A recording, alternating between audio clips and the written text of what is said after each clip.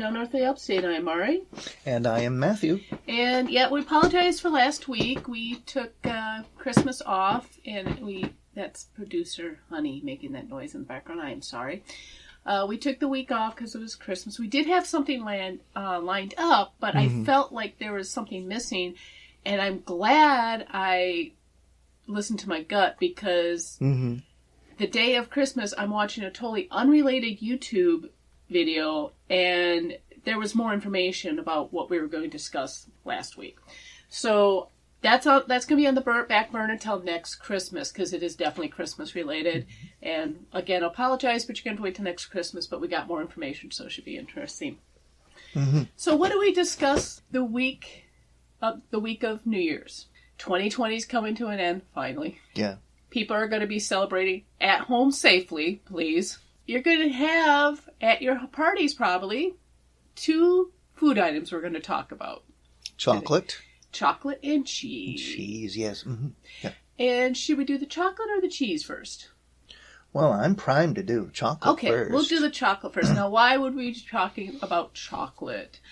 Well, we've gone through other incidences of this nature before. Yeah. Brings to mind the Angola horror, but this one has a happier end to it. Can I say where we got the inspiration for both of these? You may. I'm on a Facebook page called New York Historical Markers, and it's kind of fun. It's like Pokemon Go for historians, because we go out and take pictures of these markers and share them. During the summer, one particular marker, I actually had to help from that site to find, because I had read about what the incident was, and I needed to go to see the marker, which was not too far from our house. And the other one I caught because somebody posted the historical marker about the chocolate that we're going to discuss. Oh, yes. So I have to give a shout out to that Facebook page. If you're into history, if you're into New York history, check it out. They've got we go out of our way to find these things. So yeah, but let's talk about chocolate. Yes, the Flying Diesel Corps, or the Chocolate Wreck. Okay. Diesel Corps. Okay. Maybe I should also explain. We live in a town that's tied to this story. Absolutely. Yes. We live in Fulton, New York. Which was famous for... The train in question ran through this town back in 1955 to stop at the Nestle plant. Yep, for years, decades. Nestle plant was the main employer here in Fulton. It closed late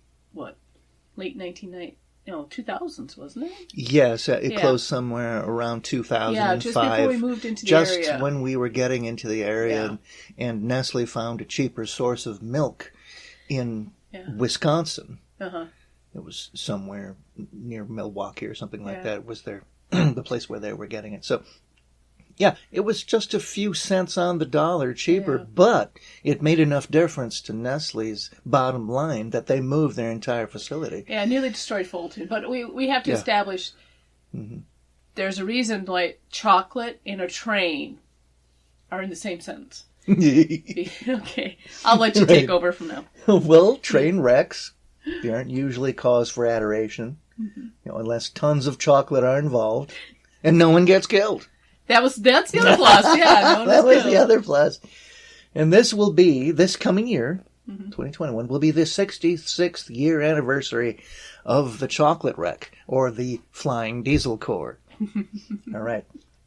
So, on September 27th, 1955, engine number 803 of the Ontario and Western Rail Line was making a run down from Oswego, New York, on its way to Weehawken, New Jersey, but not before making a stop in Fulton, New York, to pack the train's first 2 rail cars full of Nestle chocolate bars.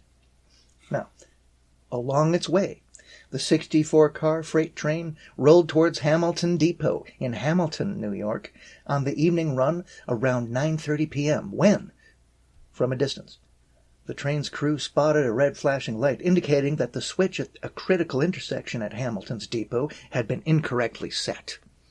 Now that sets the stage for the whole wreck, but I'm telling you why it's important. That switch. Okay. It could have been any other switch. It's not a switch that directs the train to like a wheelhouse. or anything like that, or some kind of interchange. No. Nuh-uh. The train was headed towards a spur, or an intersection, that would have taken the train to the left onto a raised coal trestle, forming a short ramp in the way of a 250-foot incline, 28 feet above the ground at the end, with what was called Leland's coal shed at the top. Now, this coal ramp was useful in drawing rail cars to be loaded with coal away from the rest of the rail, drawing the car up the ramp, and then loading the car with coal while in the shed at the top. As the train rounded the bend towards Hamilton, seeing that the switch at the spur was set to direct the train in a trajectory up the ramp toward the coal shed, the engineer applied the brakes on the 213-ton, 14,350 horsepower diesel electronic locomotive, only to continue on past the switch with the force of all 64 fully loaded cars behind it at 34 miles per hour, careening towards perdition. But fortunately, no rail cars were being loaded with coal at the time, so the ramp was empty. So I've heard it said by eyewitnesses that if there had been, all 4 men in the engine would be gone. Oh, man. Totally. And it might have resulted in a fire. After plowing through the coal shed at the top, it was reported by eyewitnesses that the train, for a period of 6 to 7 seconds, gave the appearance that it might continue on to New Jersey. But until gravity took hold, nosing the locomotive directly into the garden of local man Monty Johnson. Now, imagine Monty Johnson's surprise. Had a train go right through his... And an engine right there. Oh, my God. Right in your garden.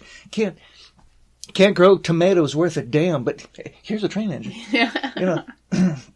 With the diesel locomotive at the head, the train flew a distance of 150 feet from the point it was launched from the trestle. Okay. Beating the Wright brothers' record of 120 feet. Okay, so all right. I'm going to summarize here. Correct me if I'm wrong. So they're coming up to this, they're going straight down the track, and they see a wrong switch, but they don't have time to alert anybody. And they end up going up the incline. Yep. But they're going at such a 250 speed. feet. They're going at such a speed they can't stop. Nope. So they jump. And when they get to the top. Yep. Okay, that's why it's the flying diesel. That's all right. It's the flying diesel core. All right. So later on, with all that done, none of the 4 crewmen on the 803, nor any of the bystanders were killed. Nobody was injured. But 2 of the crewmen were injured severely enough to be held over for a couple of days at the local hospital for observation and then released. Okay. But no one... Oh, yeah, that's the best part of it. No one was arrested in the wreck after a full investigation was made by the New York State Police as well. But I got a word about that later on. Okay, but later on, a dinner was held in the honor of the intrepid crew of members of Engine 803. Their names are Fred Lewis, General Road Foreman, Fred Jaycox, Head Brakeman, Les Vidler was the engineer, and Oliver Wrench was the fireman. Well, good for them. They were able to, they survived. I mean... Oh, yeah. Oh, wow. Each man was awarded a plaque at the dinner, declaring them members of the O&W's new Flying Diesel Corps. And the plaque said so. And each plaque was topped with a die-cast model of their F-unit locomotive, with the castings being provided by the EMD itself. Now, the EMD...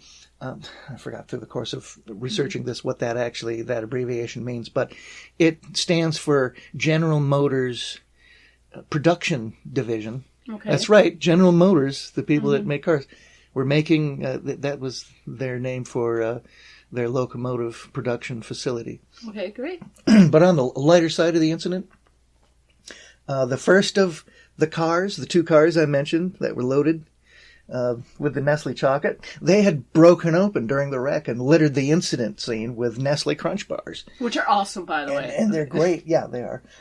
And the area kids had a ball. They're better than Crackle. Crunch bars are better than Crackle. Or Mr. Goodbar. Yeah.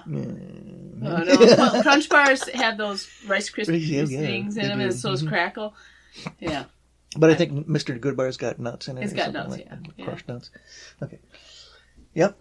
And but on the lighter side of the incident, all that, and the kids are hoarding the chocolate, right?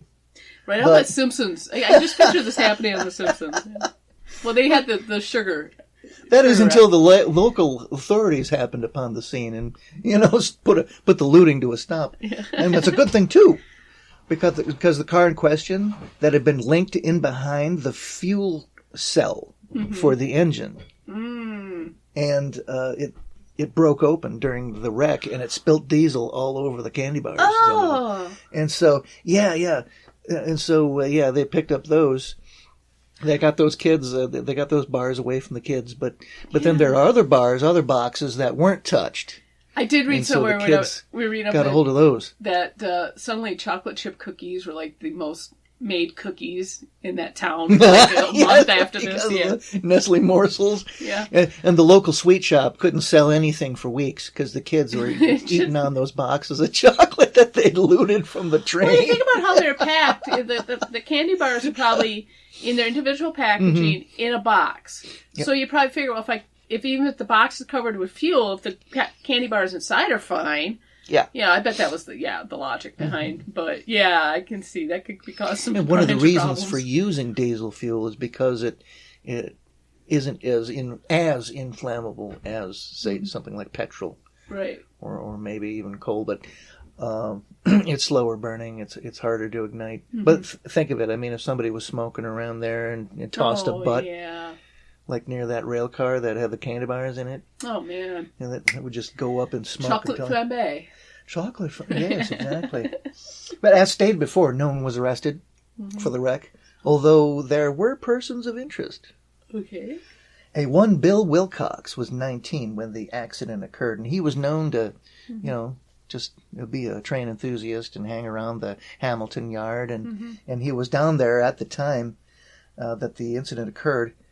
But at 3 years of age, Wilcox went on his first O&W train ride, was well known for hanging around Hamilton Depot, and by all appearances loved the O&W dearly. So local authorities argue that this was precisely why Bill couldn't have possibly thrown the switch. I don't think so. He was probably just down there watching the train. He sounds like a train spotter. Train spotter. But however, there is an intriguing alternative. A couple weeks later, after the chocolate wreck, for reasons that are not known, a Colgate University student was expelled. Yeah, Colgate University, for you guys know, is right down that area. So, yeah, absolutely. Yeah, so that's the summation. That's the great chocolate wreck, or the flying diesel car. Take your pick. If you put this in a movie, would people believe it? Here comes this diesel train barreling down the track. All of a sudden, it's airborne due to a faulty switch or a misplaced switch. Right. And it goes airborne, crashes, and the chocolate goes everywhere, but everyone's fine. Oh my God. Yeah, you would believe it in a movie. Yeah, exactly. Yeah. But there's an interesting thing about this. There's an interesting timeline. Because just 10 minutes before 803 went through with the chocolate, another train headed in the same direction came through. 10 minutes before the 803. So the switch happened. So the switch happened between that 10-minute interval. Now, who would have any reason to do the switch? And who would have access except for the rail workers? And another interesting thing is that there was an old rusty padlock on the switch. And you would you'd take the padlock off, you'd make the switch and replace the padlock. Right. Well, nobody liked fiddling with that old padlock because on the railway, time is literally money. Yeah. And that kind of time could cause you an accident.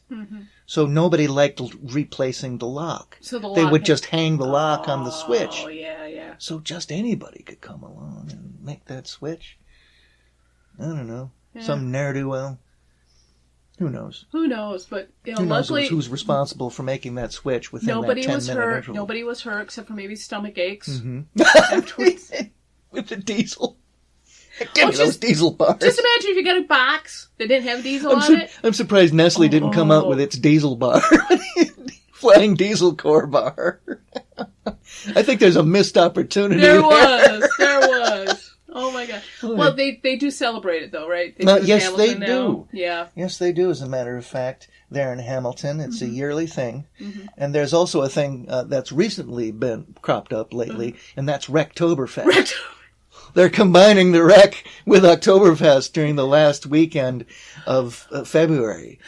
February? At this, yeah. Mm-hmm. Oh, well, Oktoberfest happens in September, which is very confusing. I'm sorry. I meant to say September. Yeah. Last weekend of September. What month did I say? You said February. February. Oh, I'm sorry. Yeah. But yeah. They, September, October, yeah. During the last weekend of September, they do the Wrecktoberfest. It's down at a local brewery in the area, and I don't have any facts on it right now. I don't have anything up. Well, this year, who knows if they had it? So. Oh no, they have to close it down because. Yeah. Well, yeah. The unpleasantness is one of my. The unpleasantness, or the nastiness. Yes, for sure.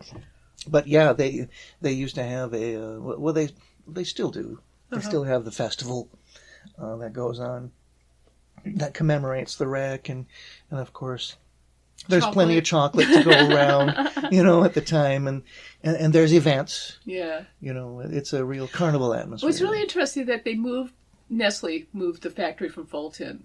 Because of the milk prices. Yet Chobani is in New York, not far from here either. I think actually it's closer to what the train wreck is than we are. But he started here because of the milk, and actually he helped save a lot of local farms because there were farms that were having trouble selling their milk.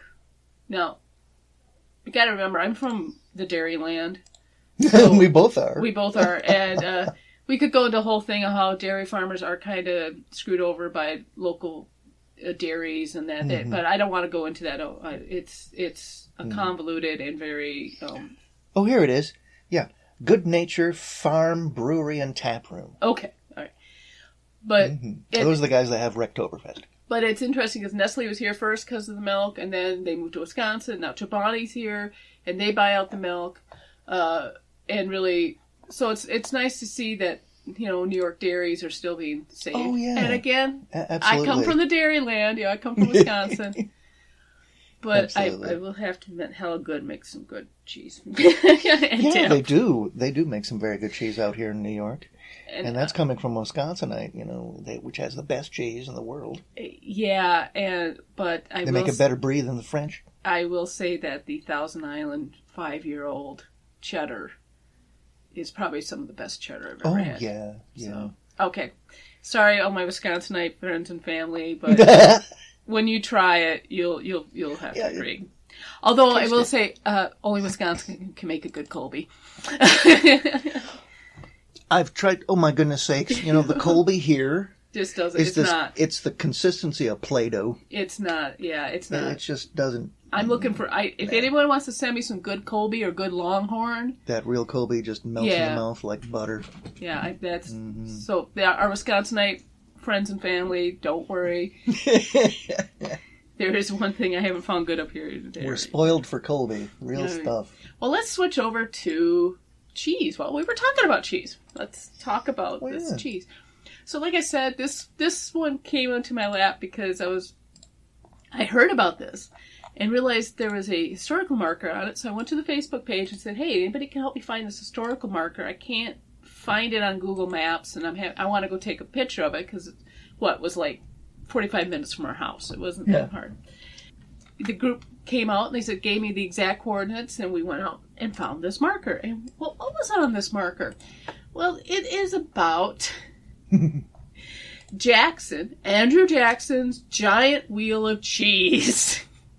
Now, people who've watched The West Wing, I never have. Apparently, there was an episode in which they talked about Andrew Jackson's giant wheel of cheese. And a lot of people thought it was made up for the show. It wasn't. No. It's legit. And to top it off, it wasn't just one giant wheel of cheese. There were 10 giant wheels of cheese. And this was all started by a man named Colonel Meacham. Okay, Thomas Meacham. Let me say his full name. Colonel Thomas Meacham. Now, he got that title because he served in the War of 1812. He goes back to his farm up in Sandy Creek and turns it into a powerhouse dairy. Now, this is in 1834 when this all happens. Mm-hmm. And he had a 1,000-acre farm with 154 head of cows on it. This is pre-milking machines. Yeah. So you can just imagine the manpower he had on this farm to keep, to milk those cows, to take care of those cows. So this wasn't just your small little dairy. This was a big dairy. And he decided he was going to honor his politicians. Earlier, Thomas Jefferson had received a giant wheel of cheese from a dairy in Massachusetts. Mm-hmm. Well, Meacham decided he was going to outdo them. So, up in Sandy Creek, which is about 40 miles north of Syracuse, he builds this gigantic cheese press, okay, and with a hickory loop, because of Andrew Jackson, old hickory, right? In the press, he pressed the curds from 5 days' worth of milk, and out came a wheel of cheese, 2 feet deep, 4 feet in diameter, 11 feet in circumference, weighing 1,400 pounds. Oh, but he didn't stop there. No, he also made smaller cheese wheels of 700 pounds. He's going to present this to Andrew Jackson. Now, we have a lot of sources say he was a fan of Andrew Jackson. No, he actually wasn't. He was actually a supporter of Clay, I think it was. Yeah. It was Andrew Jackson's. He didn't support Andrew Jackson last presidential election, but that was not the reason he was making these cheeses. He wanted to show that New York had a great dairy and it had a great system of delivering these cheeses. So remember I said he made 10 cheeses. All right. So the one that will be going to the president is the 1,400-pound one. We also had cheeses going to Rochester, Utica, Troy, Albany, New York City, Daniel Webster from Massachusetts, who was a senator at the time, Vice President Martin Van Buren, and the U.S. Congress were all going to receive 700-pound cheeses.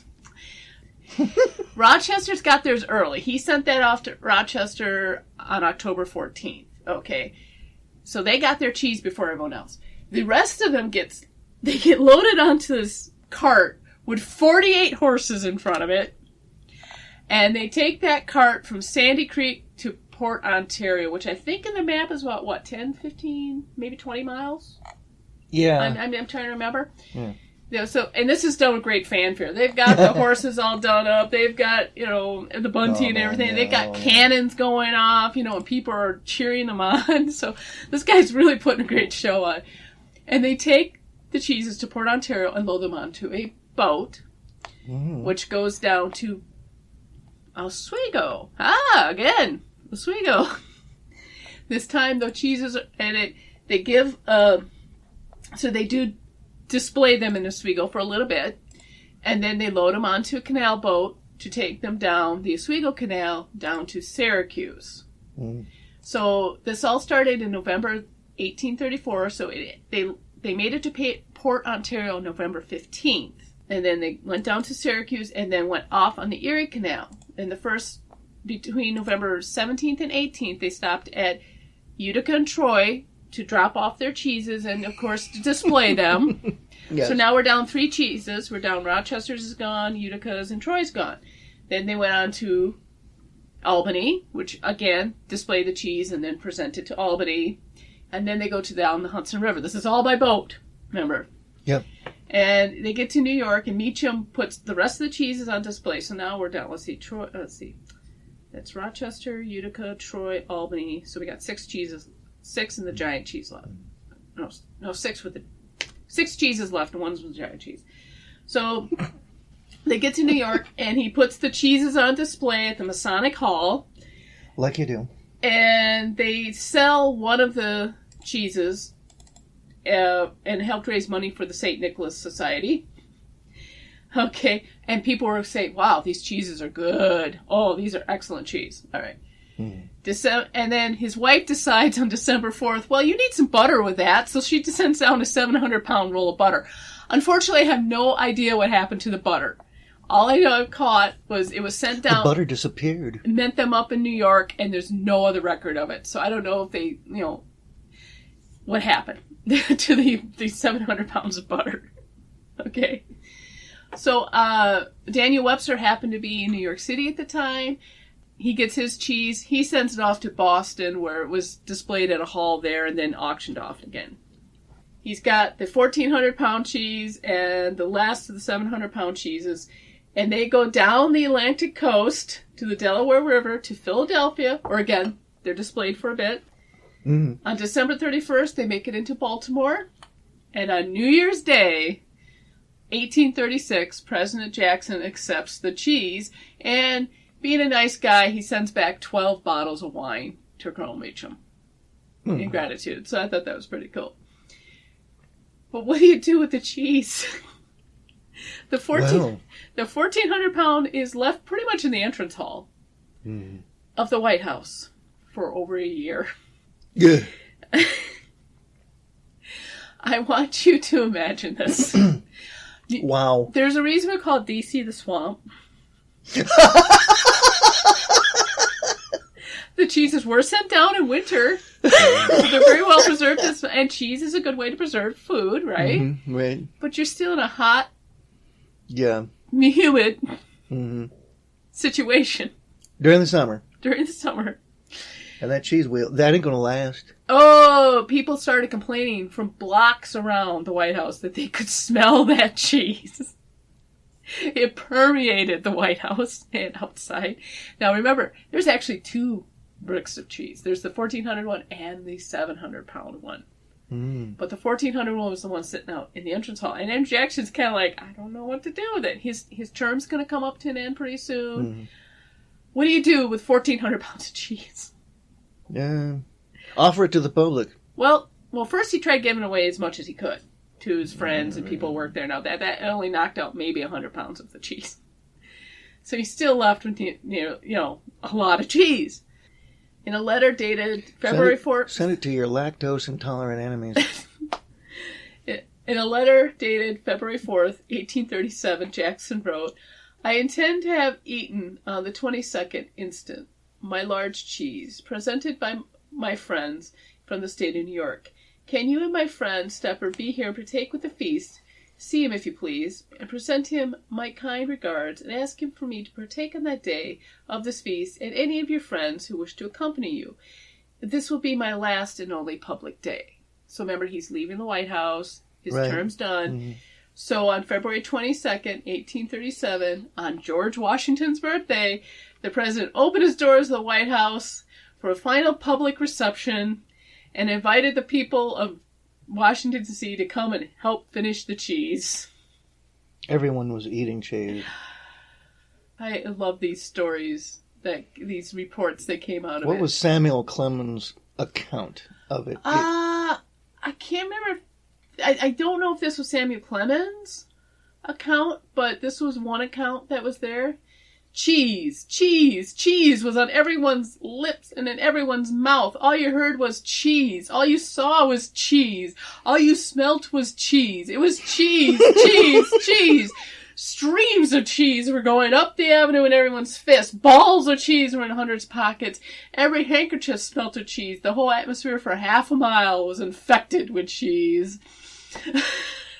Isn't there one saying, the president was eating cheese, the vice president was eating cheese, the speaker of the house was eating cheese, everyone was eating cheese. It took 2 hours, and that wheel of cheese was gone, except the stuff that had been ground in the carpet, and people were using the curtains of the room to wipe their hands. Blech. Oh, wow. Oh, yes. So cheese was everywhere that day. Yes. Is it true that the room where Andrew Jackson cut the cheese still stinks? Supposedly. It did smell, because Van Buren went in to take his reign as president, and he complained about the smell. Let me see if I can find that. Oh my God. And it just, well, if it's in the curtains, well, isn't that the first thing you change when you get a new regime walks in through the doors? That's one of the things that immediately gets changed. Okay, here it goes. After its consumption, the cheese of Thomas Mitchum left a lasting legacy at the White House. In March of 1837, when the newly elected President Martin Van Buren moved in, his new home still smelt of cheese. And in 1838, he told a dinner guest, the wife of Senator John Davis of Massachusetts, that he had to air the carpets, dispose of the curtains, and whitewash and repaint the walls in order to be rid of the aroma. Whoa. So, is there... Oh, well, come on now. Yeah. The White House has been renovated many times after that, and so there's no remnant of that cheese. No, but it would be fun to go on a tour and ask him, where did Andrew Jackson cut the cheese? No, remember, but that was the 1,400-pound one. Yeah, there was more than one cheese wheel. There was a 700-pound one that was presented that Van Buren had to get rid of. He was smart. He had it auctioned off for charity. Most of them were auctioned off for charity. But the 1,400-pound one, Oh, is this where the idea for government cheese came from? I don't know. But here's the funny thing. One of the things that Andrew Jackson was famous for is he went after the National Bank. Okay? Oh, yeah. So, the political cartoonists of that time had a great field day. Here's a big block of cheese. Is that to attract the government rats from the bank? So he can more easily squash them. Yes. Lure in the rats from... Oh, yes. So that's right. They wanted to develop a Federal Reserve Bank. Yeah. And Andrew Jackson was one of the head figures that put the brakes on that. Wasn't his famous last words? I killed the bank. Something like that. Yeah. Well, and that's funny. He's on the $20 bill. Anyway, that's funny. He still wound up on the $20 bill. Oh, I guess I wish I knew what happened to the 700 pounds of butter. That's a mystery. I don't know what happened. Did it end up in Boston? They had a big, London, lobster boil or something. I mean, plenty of butter for your lobster. The butter is a mystery. What happened to the butter is a mystery. We know it made it down to New York, and we don't know what happened after that. Although it was pretty close to New Year's Eve, so I could see the chefs grabbing big swabs of that to make for dinners and whatever, Absolutely. Yeah, so, who knows? Maybe it just got taken care of in New York City. But yeah, the cheese. So yes, the cheese is, there is a little plaque, and if you go up Route 11, it's like, you feel like you're trespassing. Oh, yes. Bending it back into the direction of local lore. Yes. You think you're trespassing because it's like about 20 feet onto this guy's property, which is the location of Meacham's Dairy. Uh-huh. And there's still a farmhouse there. And, there's sure enough, there's the plaque talking about the big cheese. So. And is that where the saying... or the term for the big cheese comes from? I don't know, but I would not be surprised. Probably not, yeah. Now, I do have a poem I need to read about it. Okay. It's called The Assault. This appeared in the Plattsburgh Republican on April 8th, 1837. Ready? Mm-hmm. The day was cold enough to freeze when Jackson cut the Meacham cheese. As noisy as a flock of geese were thousands talking of the cheese. The White House seemed to be a hive of bees, with people swarming for the cheese. The sound was borne along the breeze, a cry of liberty and cheese. The walking on the sounded seas, and echoed, cheese, cheese, cheese.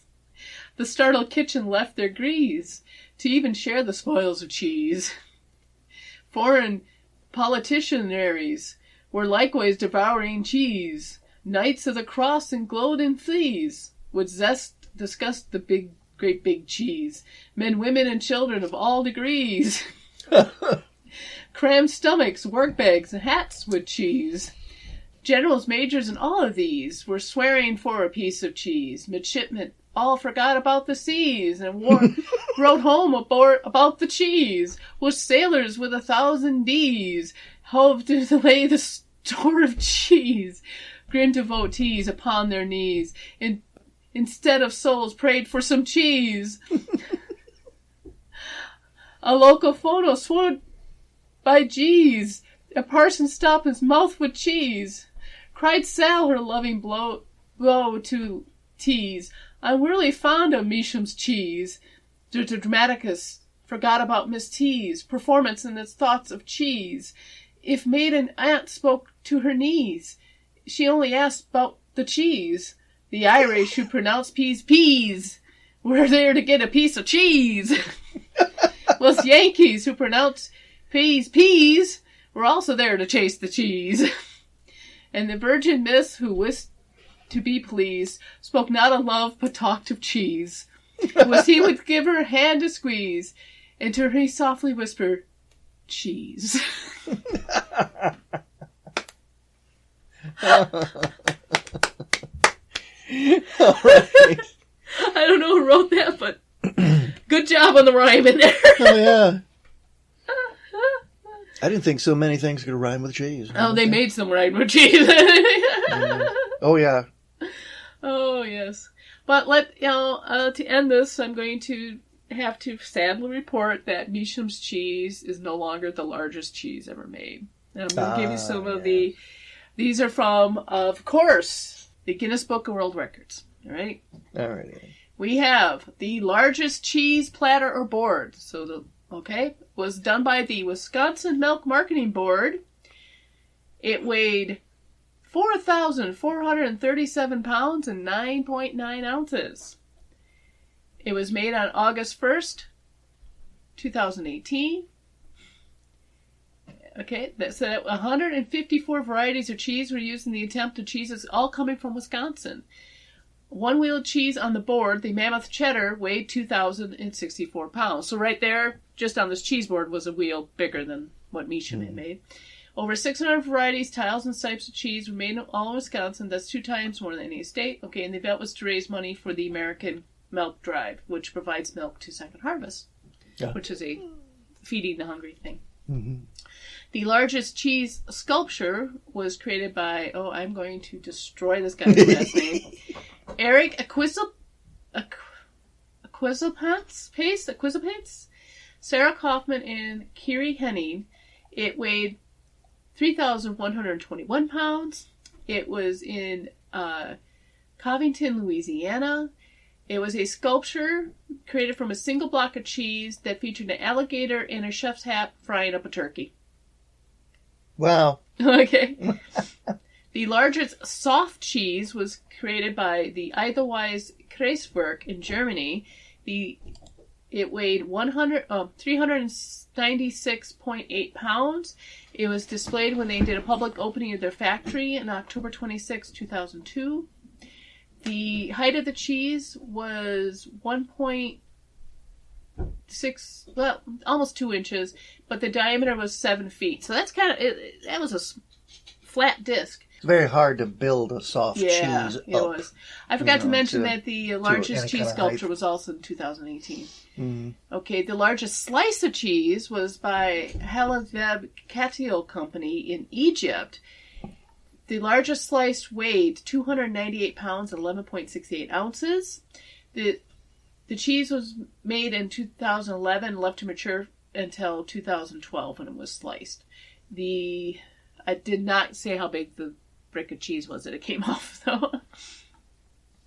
The largest cheese, sheep's milk, was by the Comune di Locodai in Italy, and it weighed 1,319 pounds. The largest cheese of goat milk was Iona Strathers Limited in Greece, and that weighed 2,070 pounds. So, the cheese has been outdone since now. Since then, yeah. But you gotta none of these cheeses had the fanfare that those wheels of cheese that Meacham had. Even the one that went to Jefferson earlier didn't have the fanfare that these had. You've No. got to give that. Mm-hmm. So I guess that's it. We've covered chocolate. We covered cheese. Chocolates and cheese. We don't have anything about wine. That would have been a fine thing to end on. And we do have a fine tradition here in New York of wine. And in fact, I've got that port to finish that we had to buy special for Christmas. Yeah. But yeah, those are our cheese. There are a couple of things we want to bring up more about cheeses. I'll just wet your whistle. Velveeta was invented in New York. Right. And also the first dairy of cheese that was for commercial was actually in Rome, New York.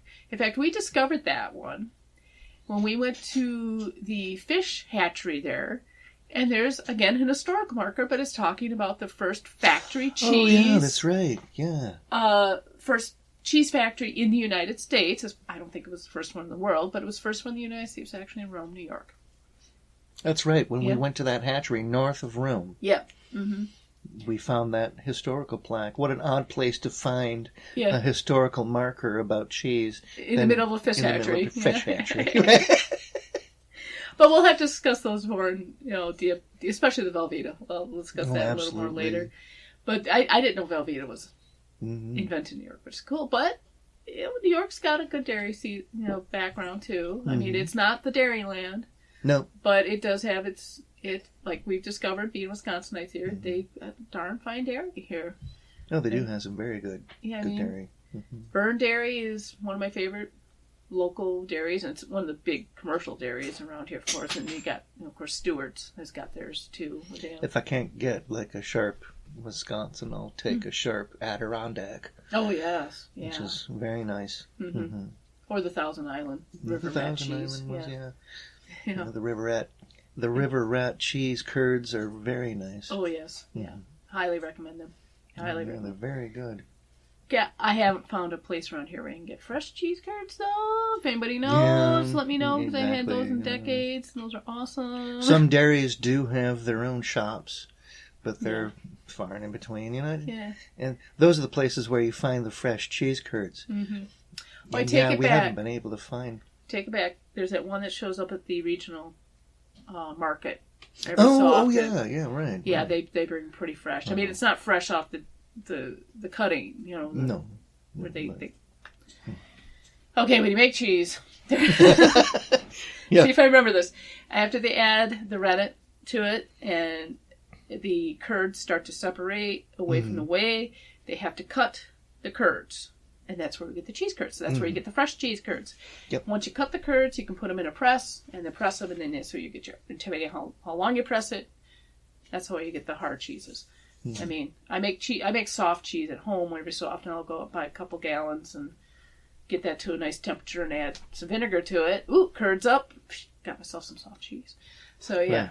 Right. I mean, easily make cheese at home, but if you want to make a hard cheese, you need to add rennet to it. Yeah, exactly. And what was rennet? And it still is, although now they can make it they can make synthetic. Well, there's an artificial form, and then there's like what they call the vegetarian form, which comes from a plant source, but it's not really rennet, but it does the same thing. But real rennet is from the stomach lining of a cow. So the more you know. The more you know. And now I probably turned a bunch of people off cheese. If hot dogs have passed your lips, you're probably all set to eat cheese. Yeah, no problem. And that's not for all cheeses. That's just for the harder cheeses. If you that really makes you squirm, have a soft cheese. Have this, the cottage cheese, the mozzarella, the softer stuff. Yeah, because that doesn't take that much. But then, we don't want to go into maybe grossing people out and describe, that nice skin that's on brie. Yeah. If Reddit grosses you out. Yeah, no kidding. Let's not talk about Stilton in the Victorian age. Well, look it up, but don't look it up on a full stomach. You don't want to. Yeah. Give you a hint. They thought the squirmy bits were extra protein. I know. Yeah. Oh boy. Anyway, maybe that's a good place to end this. We should. Well, we talked about chocolate disasters and cutting the cheese. So, yep. So, thank you for listening to our cheesy podcast. Bye. Thank you for listening to Unearthly Upstate. You can find us on Facebook, Twitter, Instagram, YouTube, Patreon, and on our webpage. We are also on Apple Podcasts, Spotify, Spreaker, Stitcher, Podbean, Google Podcasts, and CastBox. Please like, share, and review on your favorite platform. Unearthly Upstate is an Animator Liar production. The show is produced by Mari and Matt Manette, with purring provided by Honey and Lloyd. Research and writing by Mari Manette. Music is by Kevin MacLeod, licensed under Creative Commons Attribution 3.0 license. Unless otherwise stated in the episode, the places mentioned in the broadcast are not paid or contact us for any type of promotion. Please check out our webpage for credit and sources for the episode. Thank you.